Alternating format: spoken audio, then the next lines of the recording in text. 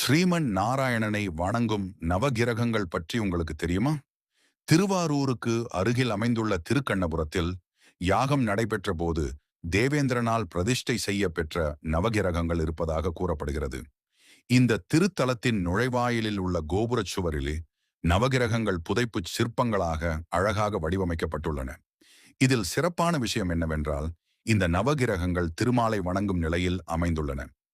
பொதுவாக நவகிரகங்களை சுற்றி வழிபடுவதை நாம் பார்த்திருப்போம். ஆனால் இங்கு நவகிரகங்களே திருமாலை வணங்கும் விதத்தில் அமைந்திருப்பது இந்த திருத்தலத்தின் தனிச்சிறப்பாக கருதப்படுகிறது.